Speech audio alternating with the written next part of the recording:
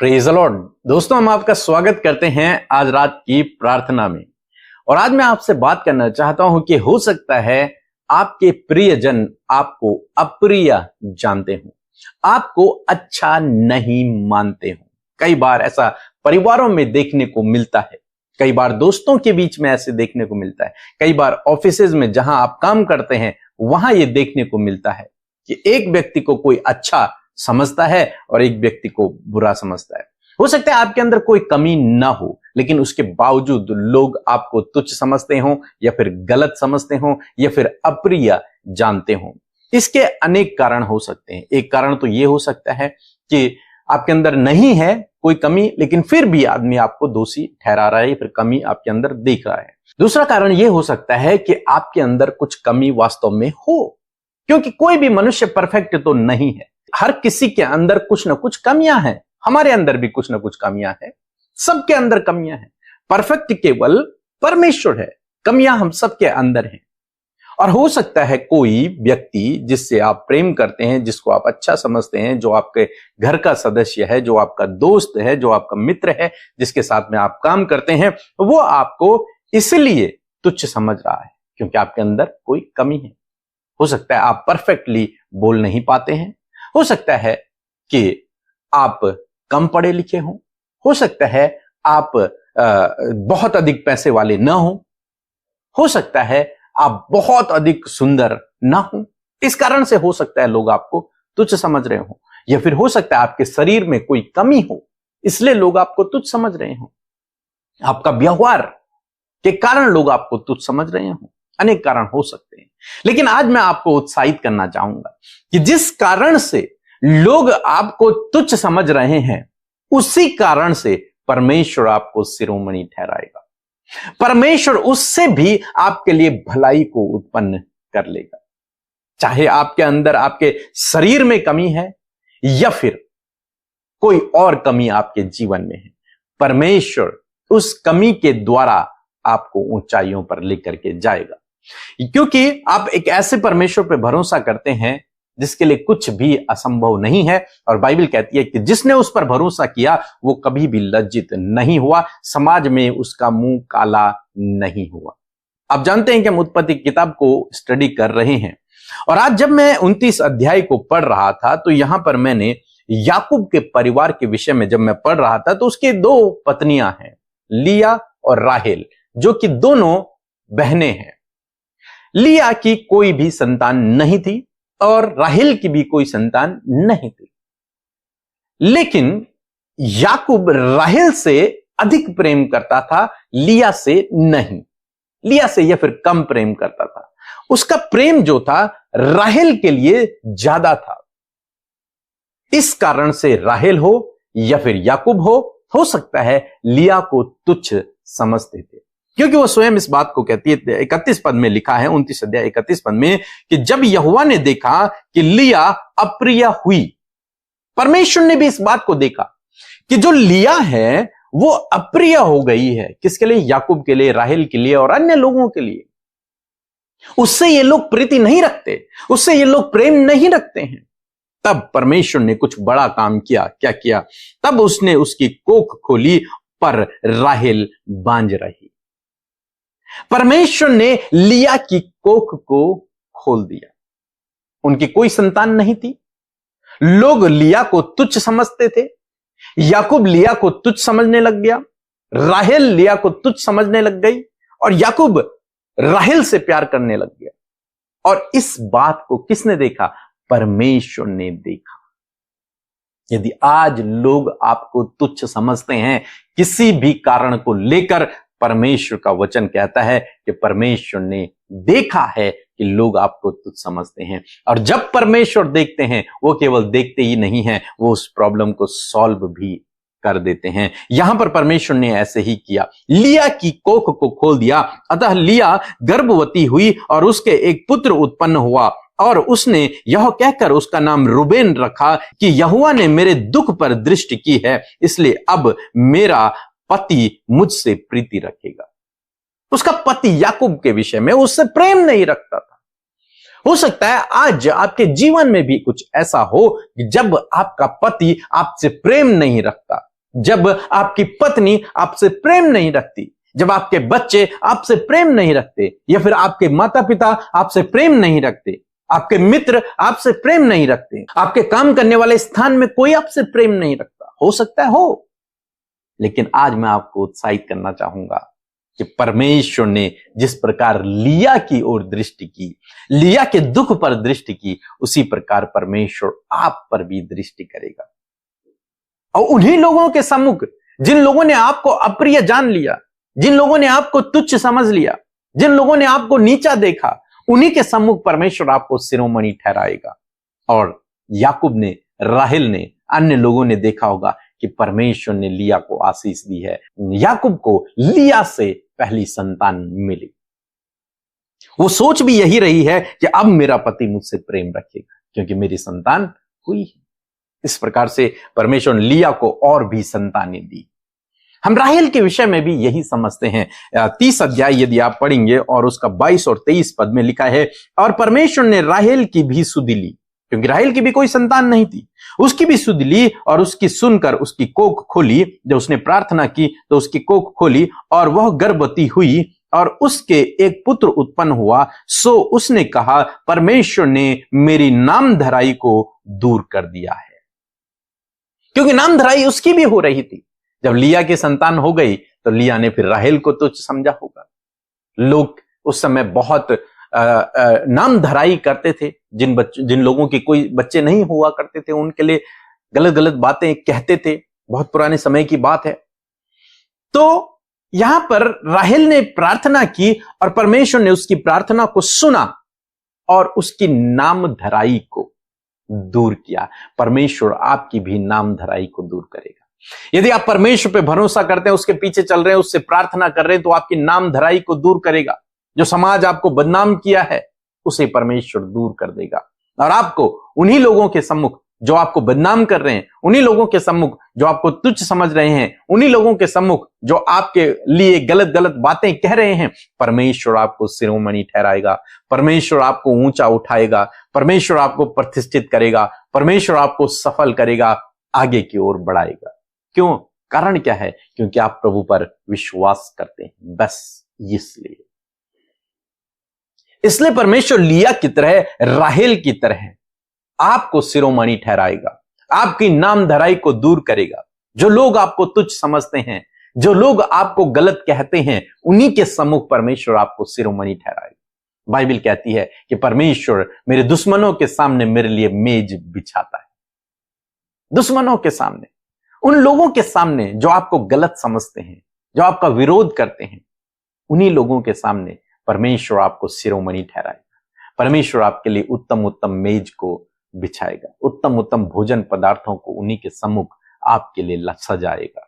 सो मैं आशा करता हूं आप समझ गए होंगे। सो यदि आपके परिवार में लड़ाई झगड़े हैं, रिश्तों में दूरियां हैं, आपको लोग तुच्छ समझते हैं, आपका पति, आपकी पत्नी आपको तुच्छ समझती है, आपके काम करने वाले स्थान पर लोग आपको तुच्छ समझते हैं, तो आपको डरने घबराने की जरूरत नहीं है। आपको निराशा में जाने की जरूरत नहीं है। आपको ग्लानि भावना में जाने की जरूरत नहीं है। आपको परमेश्वर के वचन पर भरोसा करना है और इन कहानियों पर, इन स्टोरियों पर जो मैं आपको बताता हूं, इन पर आपको भरोसा करना है कि जैसे परमेश्वर ने लिया की सुधि ली, उसके दुख को परमेश्वर ने दूर किया, उसे शिरोमणि ठहराया। जैसे परमेश्वर ने राहेल की नामधराई को दूर किया, वैसे ही परमेश्वर मेरे साथ में भी करेगा। इस विश्वास के साथ, इस घोषणा के साथ आप आगे बढ़े। निश्चय परमेश्वर ऐसे ही आपके जीवन में भी करेगा। आपको भी परमेश्वर उसी समाज के सम्मुख शिरोमणि ठहराएगा। सो प्रभु आपको इस वचन के द्वारा बहुतायत से आशीष दे।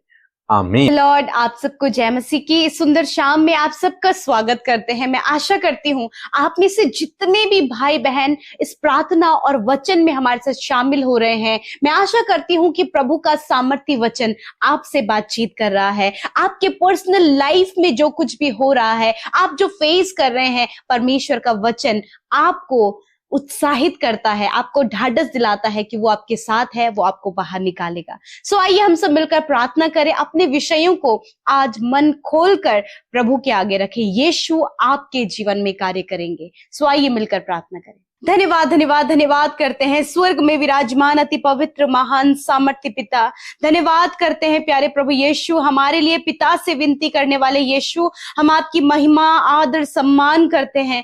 धन्यवाद देते हैं प्रभु, तूने हमें चुना प्रभु, अपने लिए बुलाया परमेश्वर पिता और अपने राज्य का वारिस बनाया प्रभु। धन्यवाद, हमारे जीवन का ये सौभाग्य है कि हम तेरे कहलाते और हम सब प्रभु तेरे राज्य में है मेरे प्रभु। हम तेरे राज्य का आनंद ले पा रहे खुदावन, हम तेरा धन्यवाद करते हैं। धन्यवाद इस फेलोशिप के लिए, धन्यवाद तेरे लोगों के लिए जो दुनिया की छोर से देश विदेशों से प्रभु पिता इस प्रार्थना को सुन रहे हैं खुदावन। तेरा आशीष, तेरा अनुग्रह, तेरा प्रेम, तेरी भलाइयां इनके जीवनों में वो देखने पाए प्रभु। एक एक हृदय उत्साहित होने पाए, एक एक हृदय तेरे आनंद से भरने पाए, एक एक जन प्रभु उनके आंसू पोंछे जाएं और परमेश्वर वो तेरे आनंद को महसूस करे पिता। धन्यवाद यीशु आपकी प्रेजेंस के लिए, आपके होली स्पिरिट के लिए जो तूने सहायक के रूप में हमें दिया है यीशु। हम धन्यवाद करते हैं, धन्यवाद करते हैं जो कुछ भी तूने हम सबके जीवनों में दिया है हम उसके लिए तेरा धन्यवाद करते हैं। हमारे जीवनों में किए हुए उद्धार के लिए धन्यवाद परमेश्वर। धन्यवाद कि इस समय प्रभु जी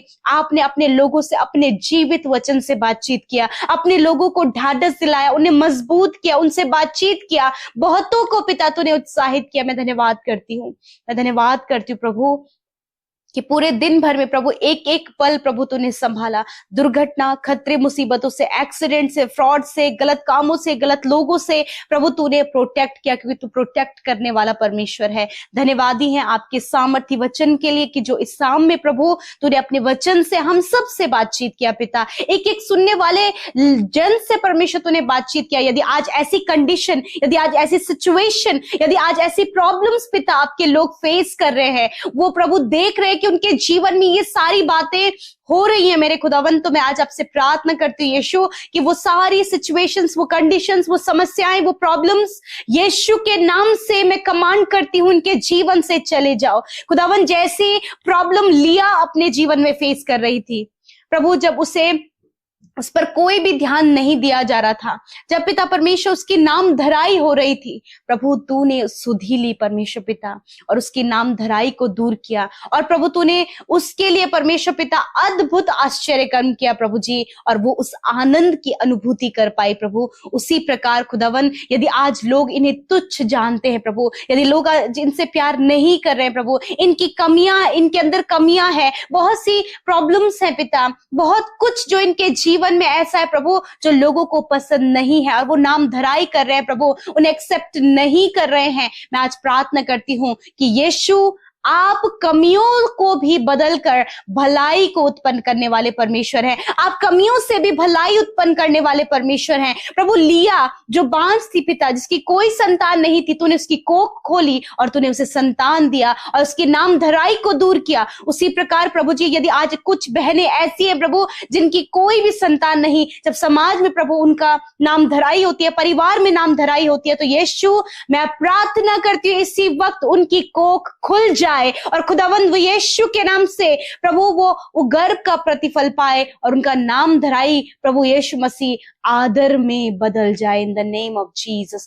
प्रभु जी बहुत से लोग हैं परमेश्वर जो इस समय प्रार्थना कर रहे हैं प्रभु, या फिर परमेश्वर गलत स्टेप लेने के कारण नाम धराई हो रही है, या फिर गलत काम करने के द्वारा प्रभु नाम धराई हो रही है पिता। इस समय जब वो तेरे सम्मुख है, अपने गुनाहों का अंगीकार करे खुदावन, तो आप माफ करे खुदा और इनके नाम धराई को दूर करे परमेश्वर पिता। इनकी कमियां जो इनके अंदर है, जो अपने आप को पिता, अपने आप को ये खुद तुच्छ जान रहे खुदावन, ये प्रभु ये व्यवहार यीशु के नाम से बदल जाए और खुदावन इनका जीवन प्रॉस्पर हो, इनकी सुधि लेकर आप इन्हें ऊंचा करें, इनके मस्तक को ऊंचा करें परमेश्वर पिता। आपने राहेल की भी सुधि ली परमेश्वर, आपने प्रभु इन बहनों की, इन भाइयों की जिनकी नाम धराई हो रही है, जिन्हें लोग तुच्छ जानते हैं या फिर खुद अपने आप को तुच्छ जान रहे हैं, इस समय प्रभु आप इनकी सुधि लें और इनकी कमियों से आप इनके लिए भलाई को उत्पन्न करें। धन्यवाद यीशु मसीह, तूने कहा है मैं तुझे कभी नहीं छोड़ूंगा और कभी नहीं त्यागूंगा। धन्यवाद परमेश्वर, आप इनके साथ में हैं, आप इन्हें कभी नहीं छोड़ेंगे। चाहे प्रभु ये समस्या में है,